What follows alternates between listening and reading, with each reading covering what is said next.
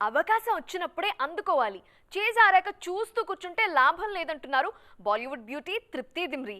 అసలే చాలా కాలం వెయిట్ చేసిన తరువాత వచ్చిన క్రేజ్ కదా, అందుకే అస్సలు తగ్గట్లేదు ఈ బ్యూటీ.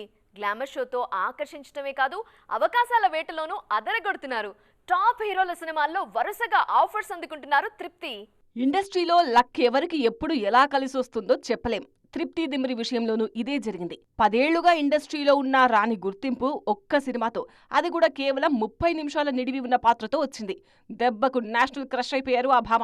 30 దాటాక వరుస ఛాన్స్లతో దున్నేస్తున్నారు తృప్తి దిమ్రి. యానిమల్లో కనిపించింది కాసేపే అయినా రష్మిక కంటే పాపులర్ అయ్యారు తృప్తి. 30 దాటాక స్టార్ అయిపోయారు ఈ బ్యూటీ. యానిమల్ తర్వాత ఈమె నటించిన బ్యాడ్ న్యూస్ బాగానే ఆడింది.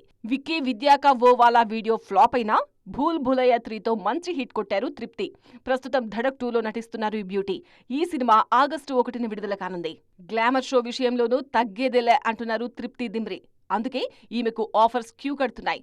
ప్రభాస్, సందీప్ వంగ కాంబినేషన్లో రానున్న స్పిరిట్తో పాటు షాహిద్ కపూర్ సినిమాలోనూ నటిస్తున్నారు తృప్తి. అలాగే హృతిక్ రోషన్తో తాజాగా ఒక యాడ్ చేశారు. అలాగే సినిమా చేసే అవకాశం కూడా కనిపిస్తోంది. మొత్తానికి తృప్తి రేంజ్ మారిపోయింది ఇప్పుడు.